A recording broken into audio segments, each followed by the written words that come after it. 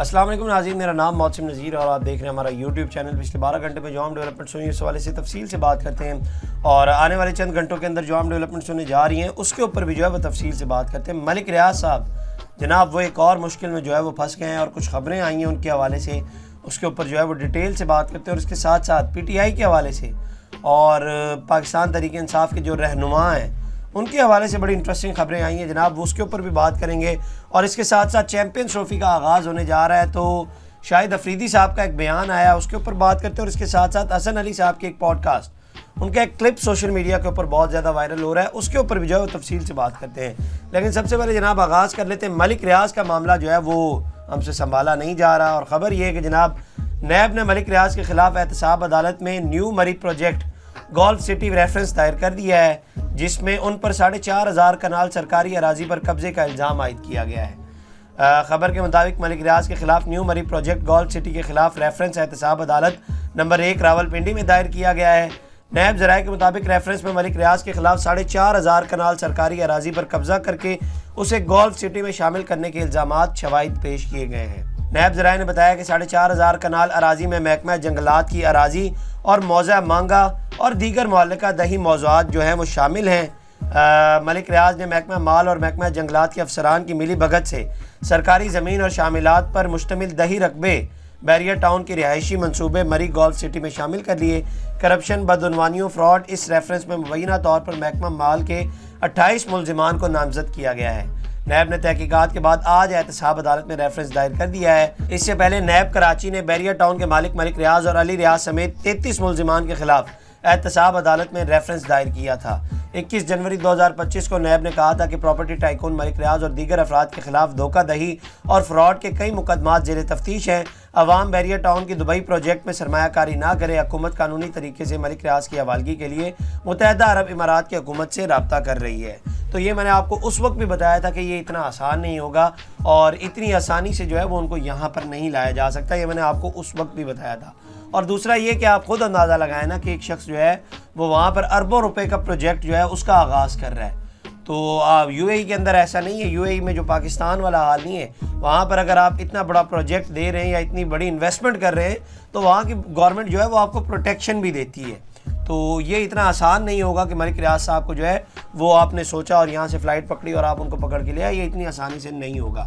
دیکھتے ہیں آنے والے دنوں میں کیا ڈیولپمنٹس ہوتی ہیں، لیکن ایک اور ریفرنس جو ہے وہ دائر ہو گیا ہے۔ اس کے علاوہ جناب سلمان اکرم راجہ صاحب انہوں نے 2 ٹویٹس کیے ہیں، اور پہلے ٹویٹ میں انہوں نے لکھا ہے کہ جی میری زندگی ایک کھلی کتاب ہے جس پر مجھے اطمینان ہے۔ فواد چودھری نے میری مرحوم والدہ کی تصحیح کی، مجھے جواب میں کسی کی تصدیق نہیں کرنی۔ ٹی وی پر کاشف عباسی صاحب نے کہا کہ شیر افضل مروت مذاکرات کو پارٹی کی کمزوری بیان کر رہا ہے۔ میں نے کہا کہ یہ اس کا استحقاق نہیں، اس نے ٹی وی پر مجھے گالیاں دی۔ ایک اور ٹویٹ انہوں نے کیا، انہوں نے کہا کہ میں نے آج کی ایک پہلی ٹویٹ حذف کر دی ہے۔ اچھا یہ کون سی ہے ہمیں نہیں پتا، انہوں نے ڈیلیٹ وغیرہ کر دی ہے۔ اس ٹویٹ کی زبان کسی کی بھی شایان نہیں تھی۔ تحریک انصاف کے دوستوں کو فیصلہ کرنا ہے کہ کیا پارٹی میں باہمی گالم گلوچ اور ہاتھا پائی کا کلچر قابل قبول ہے۔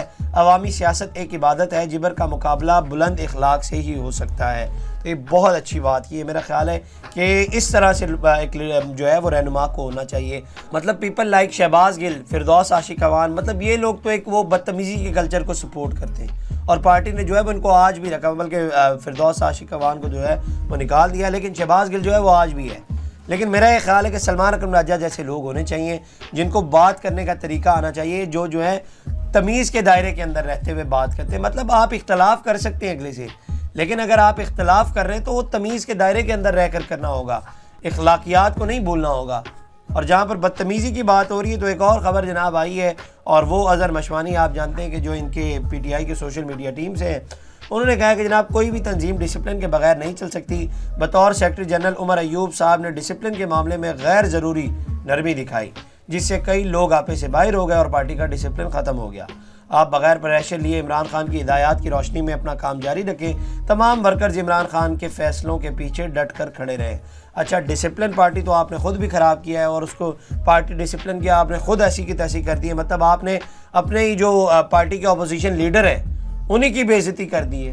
مطلب آپ یہ بات انہیں کال کر کے بھی کہہ سکتے تھے نا کہ جناب یہ بات ہے اور یہ ہے، آپ کے پاس نمبر تو ہوگا، لیکن آپ نے ٹویٹ کا انتخاب کیا. اور مقصد کیا ہے؟ مقصد جو ہے وہ تصدیق کرنا ہی ہے اور کچھ نہیں ہے. ورنہ تو عمر ایوب صاحب کا نمبر بھی ہونا ہے ان کے پاس اور کال بھی کر کے کہہ سکتے تھے، لیکن ظاہری بات ہے وہ یہاں پر پھر تصدیق بھی تو کرنی تھی.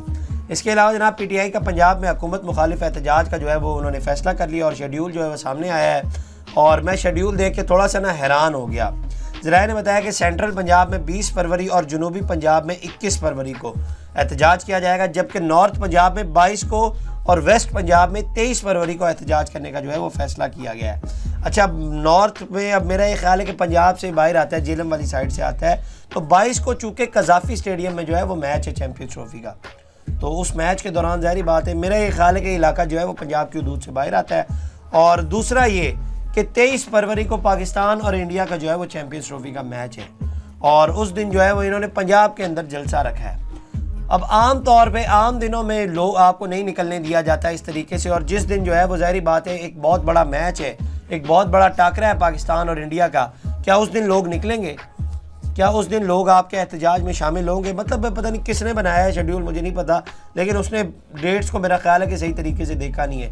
اب 23 فروری کو لاہور کی سڑکیں جو ہیں وہ ویران ہوں گی تقریباً کیونکہ اس دن، اور میرا خیال ہے کہ اس دن بنتا بھی چھٹی والا دن ہے، تو اس دن تو ویسے بھی لاہور یہ باہر نہیں نکلیں گے یا دیگر شہروں سے لوگ باہر نہیں نکلیں گے، تو یہ دھرنا کس کے ساتھ دیں؟ دیکھتے ہیں. اس کے علاوہ جناب 26ویں آئینی ترمیم کے دوران غائب رہنے والے پی ٹی آئی اراکین پارلیمنٹ کے گرد جو ہے وہ گھیرا تنگ کرتے ہوئے سماعت کے لیے جو ہے وہ کمیٹی تشکیل دے دی ہے. کمیٹی میں سابق اسپیکر قومی اسمبلی اسد کیسر، اون عباس بپی، سردار عزت طارق شامل ہیں.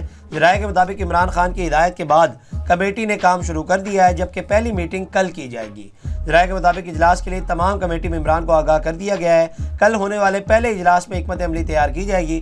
پارٹی کی جانب سے 26ویں آئینی ترمیم کے دوران غائب رہنے والے پارٹی اراکین کو شو کوز نوٹس جاری کیے گئے تھے. ذرائع کے مطابق غائب رہنے والے ایم پی ایز میں زین قریشی، ریاض فتیانہ، مقداد علی خان، بریگیڈیئر اسلم گمن شامل ہیں.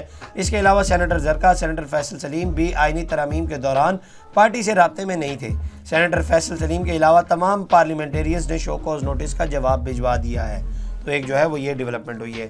اس کے علاوہ جناب مشال یوسف زئی صاحبہ انہوں نے ایک ٹویٹ کیا ہے اور انہوں نے لکھا ہے کہ جی جین مینول کے مطابق عمران خان صاحب کا آج بشرا عمران خان صاحبہ سے، وکلاء سے اور باقی فیملی سے جو ہے ملاقات کا دن ہے، لیکن اس کے باوجود جیل حکام کل سے ملاقات سے انکاری ہے.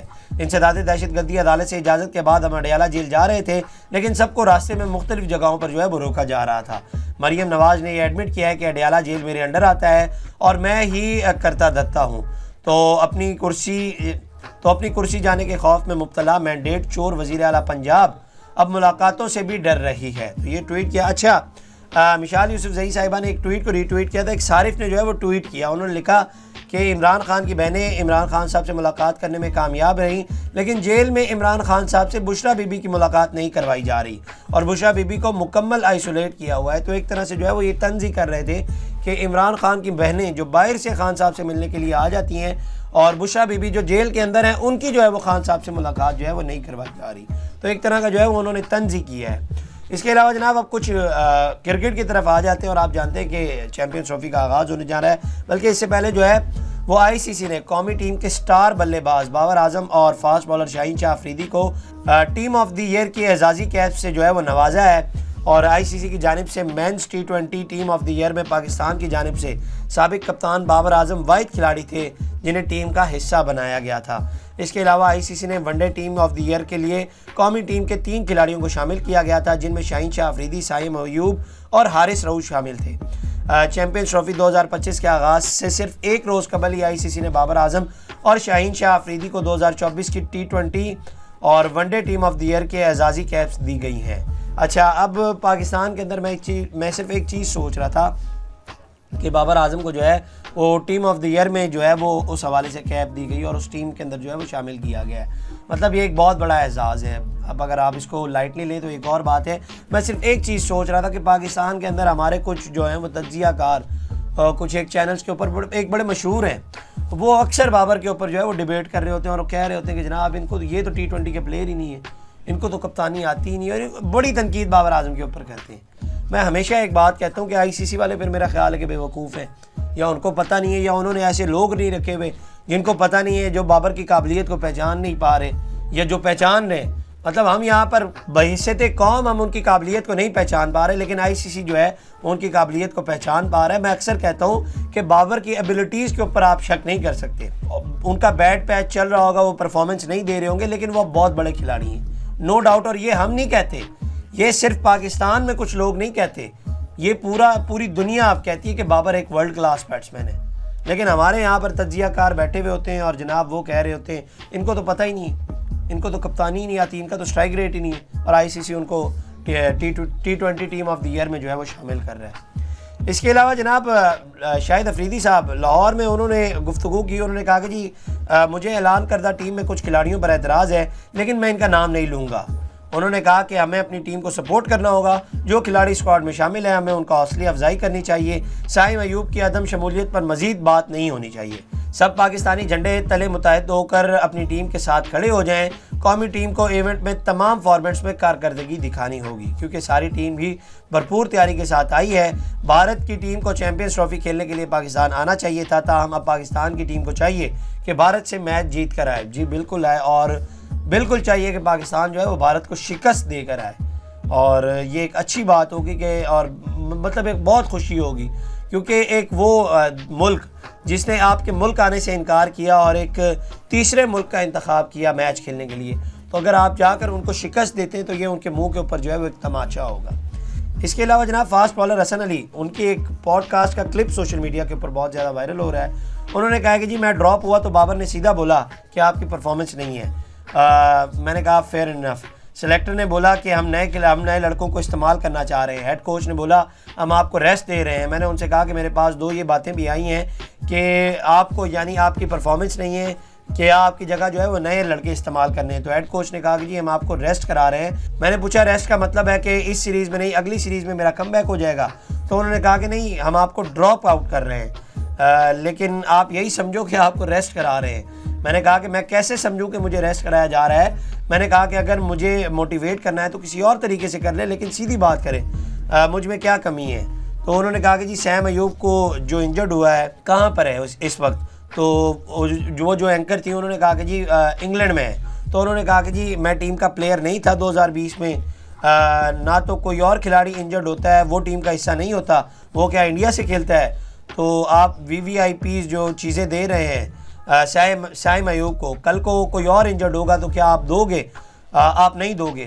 اللہ تعالیٰ سائم ایوب کو جو ہے وہ صحت اور تندرستی، وہ پاکستان کے لیے بہت کچھ جیتے، لیکن جس کا نام عروج، اس کو بھی زوال آنا ہے۔